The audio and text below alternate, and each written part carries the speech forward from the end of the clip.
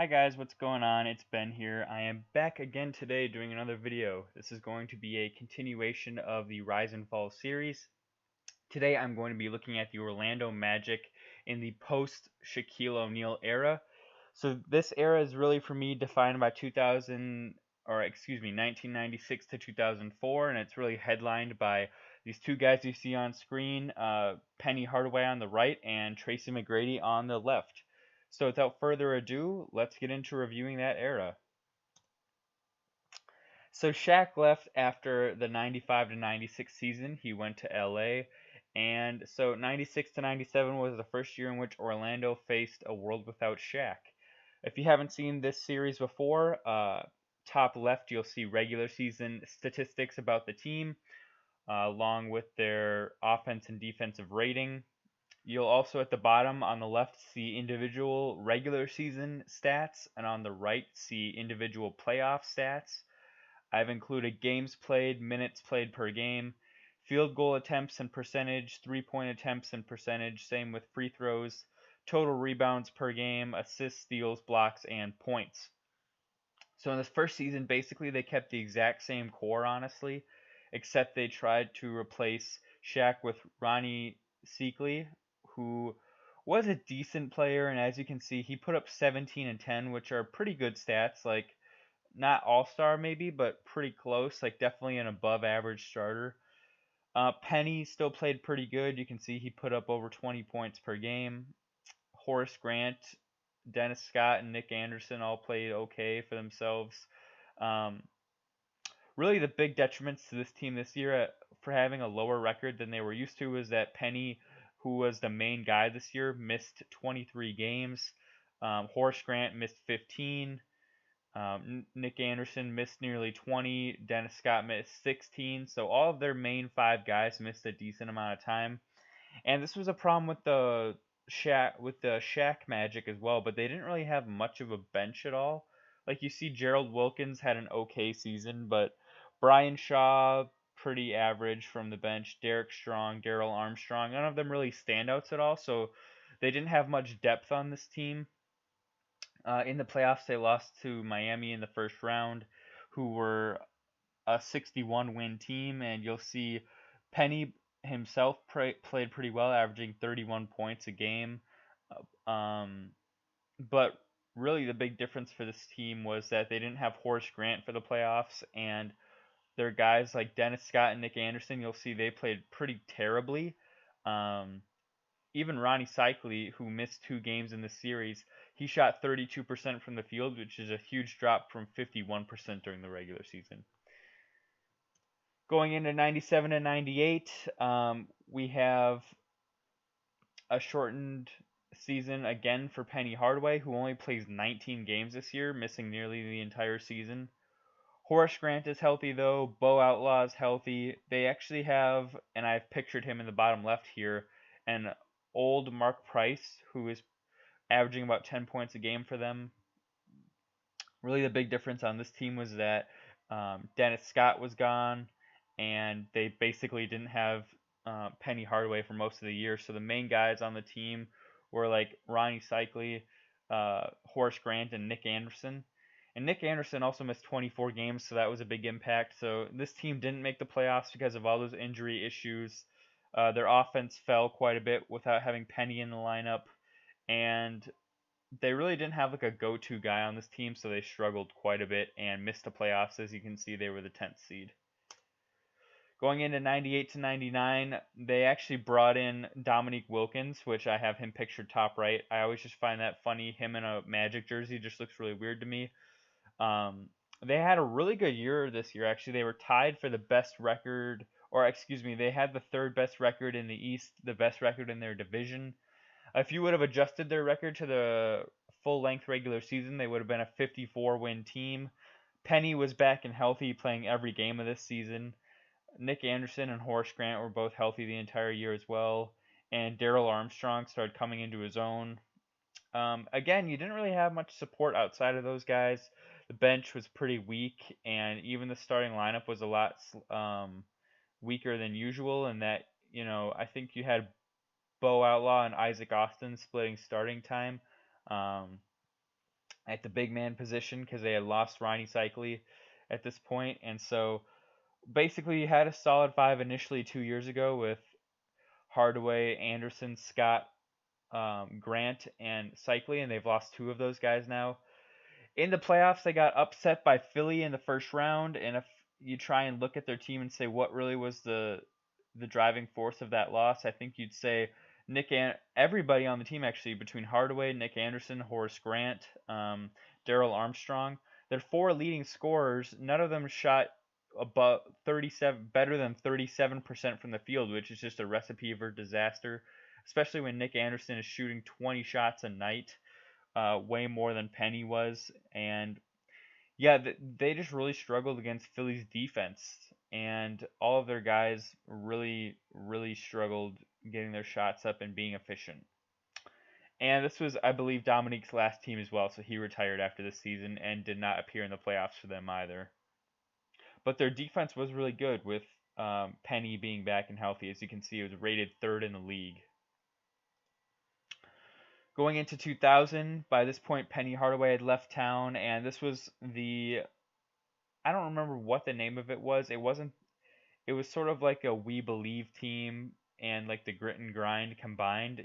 I don't remember what the phrasing was that they called it, but it was basically a bunch of players that had no business being any good, but they were still a 500 team and they were the 9 seed. And I know that doesn't seem that good, but like people were projecting this team to win like 15 games, and so them winning 41 was actually pretty impressive. And Doc Rivers was a coach of the team at this time, and he actually won Coach of the Year. You had a young Ben Wallace pictured bottom left as like a defensive anchor on this team. Um, Top right, you had Daryl Armstrong, who was probably you'd say their best scorer. But yeah, just a ton of role players in a really weird year in that like they didn't tank as a lot of people would have expected they would have just to get a good draft pick. They basically just tried to say, hey, Daryl Armstrong and Bo Outlaw lead this team and see what we can do, and they nearly made the playoffs, which is pretty cool. Going into the next year, they had a ton of cap space because, as you can see, the year before they didn't really have any notable people. So with that cap space, they signed Tracy McGrady and Grant Hill, who were two really young, promising guys at the time. Or I guess I should say Tracy was about 20 years old and Grant Hill was 25.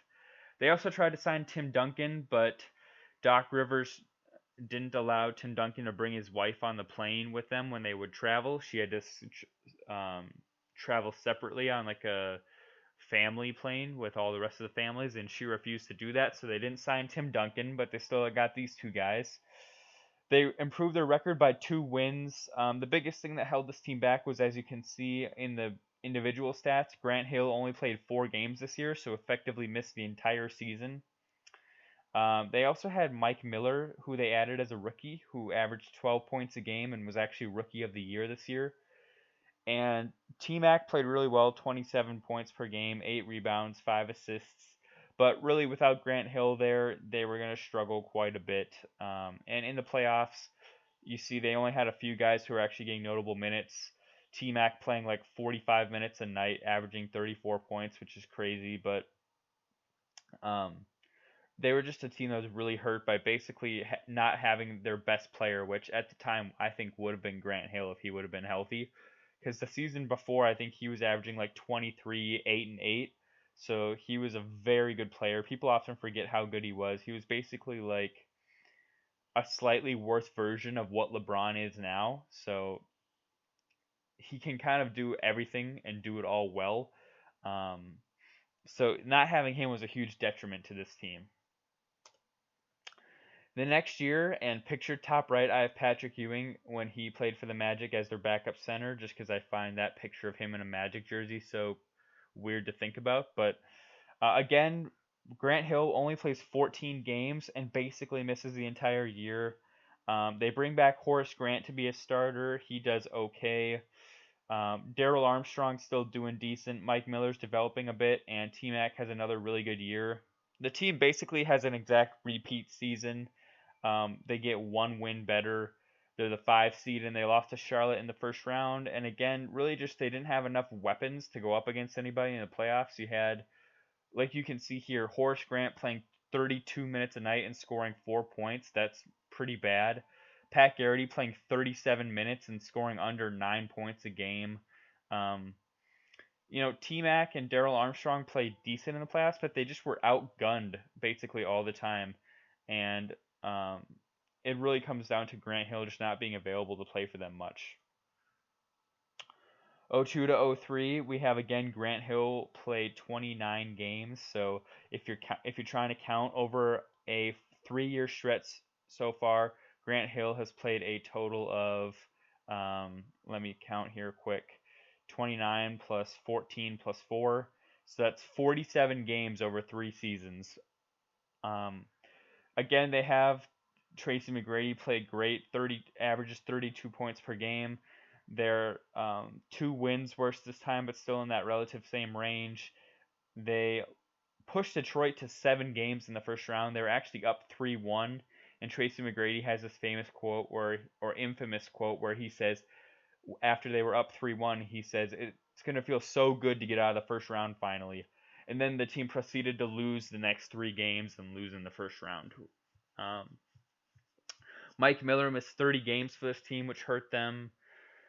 Gordon Garasek, who was one of their better players, missed like about 50 games, which really hurt them quite a bit. And at this point, this team again just really didn't have much support because they had like 2 max contracts in Tracy McGrady and Grant Hill, and with one of those dudes basically missing all of his time, it's really hard to compensate for that lost skill. In the playoffs, you have T-Mac play pretty decent, but really besides him, you have no offensive punch, and Mike Miller misses the playoffs, who is their second best offensive player, so they were just really hurting at that point. And 03 to 04, this is Tracy McGrady's last season in Orlando. They actually brought in some decent help in that they had Drew Gooden contributing decently at this point. They had Juwan Howard come in and play pretty well, averaging 17 points per game, pictured top right. The real problem with this team was that Grant Hill missed the entire season, didn't even play 1 game. So if you're trying to count, that's in 4 seasons, he played a total of 47 games for the team at this point. Obviously, T-Mac played pretty well, but again, he was pretty overused and his efficiency went down because him and Juwan Howard were the only offensive options on this team, honestly. Deshaun Stevenson, who they thought would be a pretty good rookie for them, he missed like 50 games, so that hurt them quite a bit. Gordon Garasek, again, missed about half the season, and he was supposed to be a pretty solid starter for them, so that hurt. And really, the reason that this team dropped off so much is that, honestly, they were like quite an overachiever for a long time the past couple of seasons, even getting to like 42, 43, 44 wins. So they honestly just finally caught up to them, and they played to like what their actual talent level, which was like a mid 20 wins level team. Um, they weren't very good on defense, as you can see, 29th ranked in the league, and overall they just struggled quite a bit to do anything on that side of the ball. So overall, this era was a really weird era in Orlando, basically marked by the remnants of the Penny Hardaway, Nick Anderson, Dennis Scott, Horace Grant era, bleeding into a Tracy McGrady era. Um, and if I had to sum up like why it failed, I would say number one, injuries, between Penny being out for a lot of time in the first 4 years and Grant Hill basically not even playing in the 4 years in which he was signed, which, as I again will reiterate, he was basically LeBron before LeBron existed. So not having him and having paid him like a max deal was a huge loss to this team. And that's really the story of the early 2000s and late 90s Magic. So if you're interested in more of these kind of videos, check out the others in the series. I like highlighting the rise and fall of teams, of why they became prominent, why they plateaued, and why they ended up falling apart. And tune into anything else on the channel you're interested in. Hope you have a good day and see you next time. Bye.